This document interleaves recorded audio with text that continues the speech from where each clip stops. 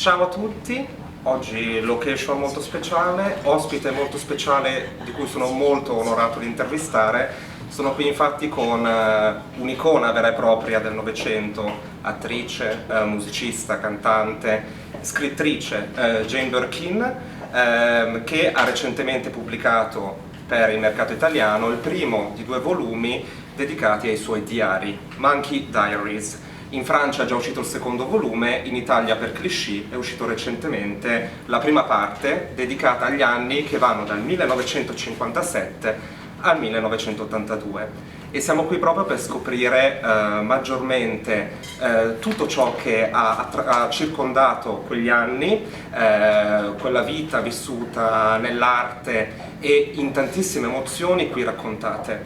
E partirei subito con la prima domanda. La prima domanda che mi nasce spontanea leggendo questo libro è che la scelta comunque di intraprendere la scrittura di un diario all'età di 12 anni, che è un'età in cui in tanti scrivono un diario segreto.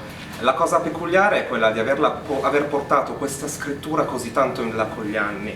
E quindi quello che mi incuriosisce sapere è da dove nasce l'urgenza di raccontarsi e di raccontare se stessi così a lungo. Che valore ha la scrittura per lei? Comme il a dit, justement, j'ai commencé à 12 ans et toutes les petites filles, surtout à l'internat, prendre un carnet et écrire ce qui se passe, qui sont injustes, ils n'ont pas d'amis, ils sont tristes, ils veulent être à la maison. Voilà, c'était un peu banal, mais c'était comme ça. Et j'ai juste continué. Quand j'étais mariée, je ne savais pas à qui me confier. Je ne pouvais pas parler à mon mari. Je pouvais seulement angoisser mes parents. Et c'était une habitude comme ça. J'ai remarqué qu'aujourd'hui, les gens regardent leur iPhone. Mais dans le temps, si on avait un petit carnet dans votre sac, pendant 2-3 minutes, si on ne sait pas quoi faire, hop, on écrit ce qui s'est passé aujourd'hui. C'est peut-être intéressant, c'est peut-être pas intéressant. Il se trouve que j'avais une vie avec mes 2 filles et Serge Gainsbourg qui était plutôt très amusant. Donc j'écrivais les bonnes choses comme les mauvaises, comme des journées bien. Et plus tard, c'était juste une question de est-ce que ça valait le coup de le publier? Pourquoi faire? Et c'est mon frère et ma meilleure copine, quand j'étais très malade et quand ma fille était morte, a suggéré, j'ai dit mais c'est très banal, c'est très ordinaire. Et mon frère a dit oui mais c'est comme toi. Alors du coup, je me suis dit bah j'assume que je sois une personne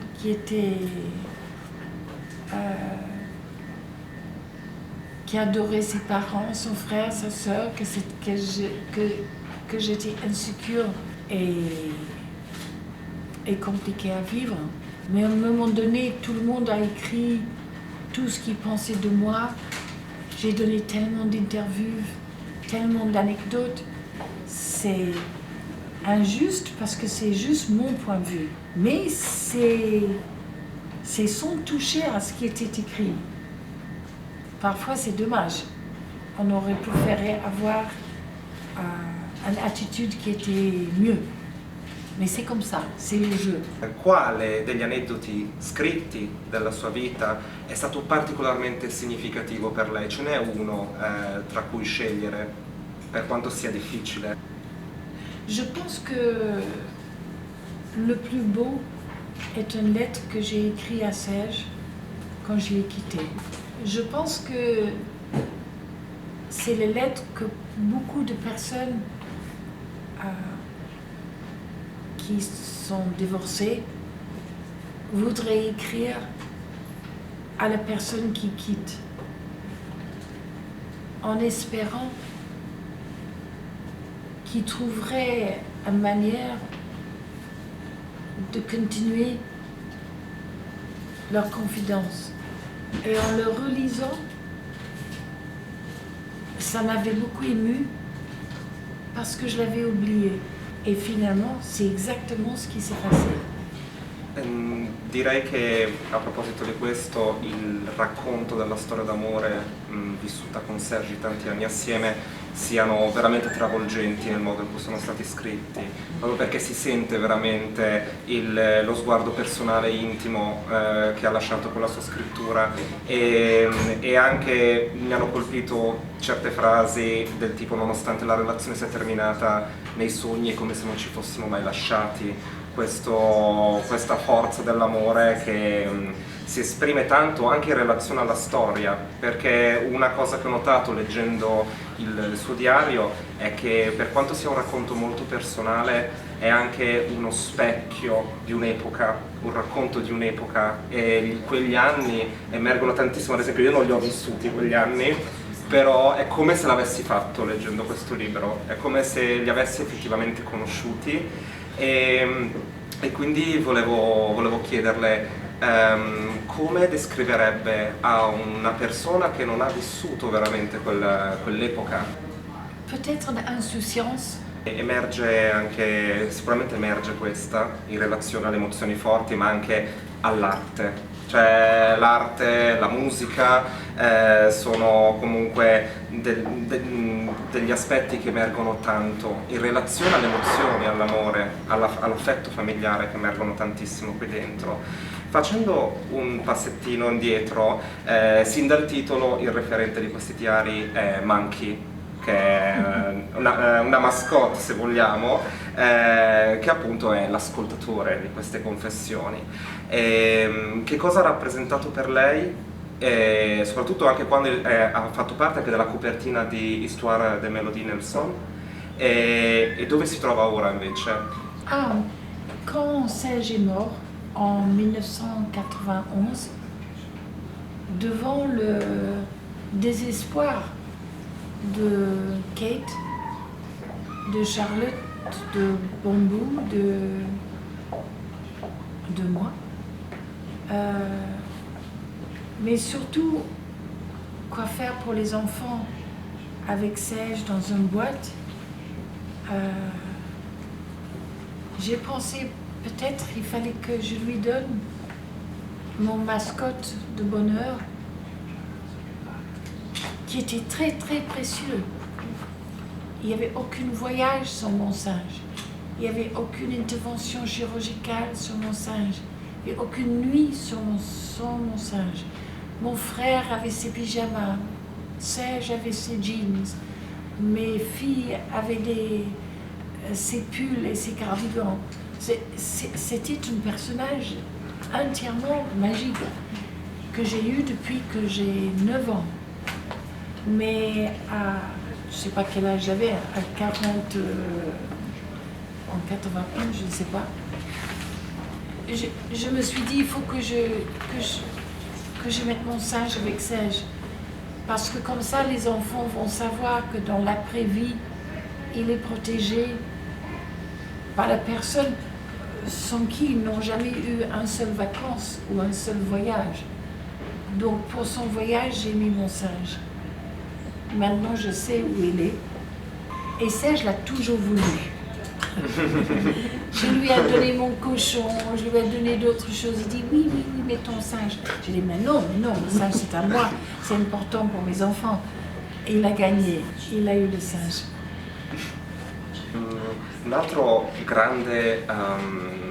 Un'altra grande arte che emerge all'interno di questo diario è sicuramente il cinema, che ha fatto parte della sua vita. Lei infatti è una bravissima attrice passata alla storia e recentemente io ho rivisto Blow Up, che è uno dei miei film preferiti e l'avrò visto migliaia di volte. Ho detto in occasione di questo incontro io me lo rivedo. E a questo punto volevo fare una domanda: com'è stato lavorare sul set di Blow Up con Antonioni? Che ricordi ha di quell'esperienza? J'avais entendu que Antonioni faisait des essais pour le cinéma. J'avais ma cousine, Tracy Reed, la fille de Carol Reed, qui m'a dit « Oh, c'est une conversation téléphonique qu'elle a fait pour l'essai et il fallait qu'elle dise non à un garçon pour sortir avec un autre. » Bon. moi j'y vais au studio, parce que c'était un studio de cinéma à la sortie de Londres. Et là, il n'y avait pas de téléphone, il n'y avait pas du tout ce que ma cousine m'a dit. Il y avait un mur et on m'a donné un morceau de craie. Et sur ce mur noir, on m'a dit de faire mon nom et chaque troisième lettre de tourner en profil pour savoir si j'étais photogénique. Donc j'ai commencé J-A-N. Et comme je suis dyslexique, c'était déjà très compliqué. Et un Italien est arrivé, il a dit non, plus grand que ça, les lettres plus grandes. Alors j'ai recommencé J-N. Et puis l'Italien est revenu et il a dit pourquoi tu écris ton nom si grand comme ça? Tu penses que c'est comme ça que tu vas attirer l'attention de le mettre en scène? Tu te crois tellement formidable que tu écris ton nom tellement grand. J'ai commencé à pleurer et un Italien très distingué, pas comme le premier, est arrivé et il a dit c'est tout. Et c'était Antonioni, il voulait savoir si j'étais vulnérable, si j'étais émotionnelle. Après quoi, très élégamment, il m'a donné quelques pages de scénario et il m'a dit écoutez bien parce que il va falloir que vous soyez complètement nus. Donc rentrez chez vous et réfléchissez. Et j'ai rentré chez moi, j'ai dit à John Barry, il a rigolé, il a dit tu vas pas oser. Alors du coup je me suis dit si peut-être, et il a dit mais si tu vas enlever tes vêtements, Antonioni est le metteur en scène le plus génial du monde. Je ne savais pas. Et le tournage de Blow Up était dans une petite salle un peu froide. Il n'y avait plus de vitres à cause des réflexions. Donc les petits garçons montaient les lampadaires pour regarder notre scène à Gillian Hills et moi, avec le papier et tout le bordel. Antonioni était si précis qu'il voulait que... Il ne trouvait pas les robes qu'il voulait. Il les a peints sur nous. Les collants, il a choisi. Les chaussures étaient peintes. Il était un architecte. C'était une grande réflexion. David Hemmings était adorable. Il a dit que je devrais avoir peur de lui et pas les caméras pour mon rôle. On a tourné 2-3 jours, rien du tout.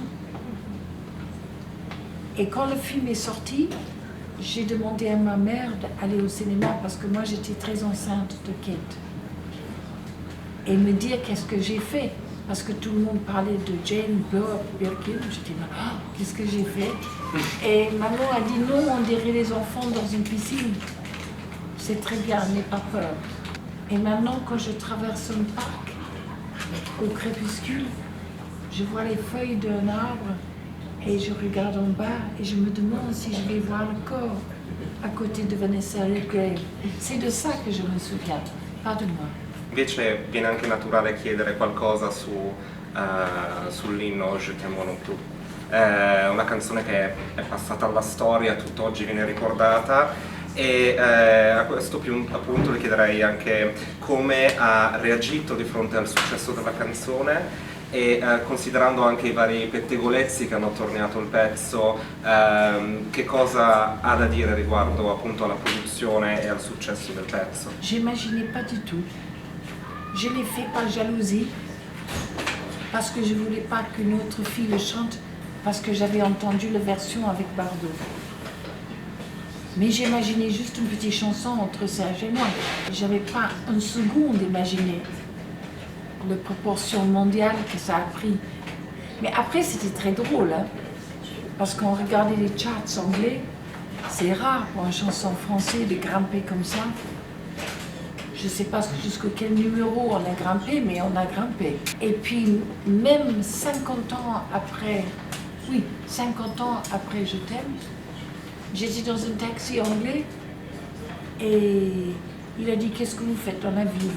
Une vieille dame qui était assise dans un taxi. J'ai dit « Bon, ouais, vous savez, j'ai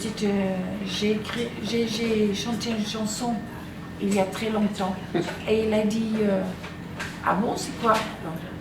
Alors j'ai dit, je t'aime non plus. Il dit, je t'aime. Il a dit, fucking, je t'aime. I have fucking 5 children on that fucking song. Je lui ai dit ça, cette anecdote sur le BBC, et c'était encore banni parce qu'on ne peut pas dire fuck sur le BBC. Et mon chauffeur de taxi a été une révélation pour moi que 50 ans après, il se souvenait de cette chanson.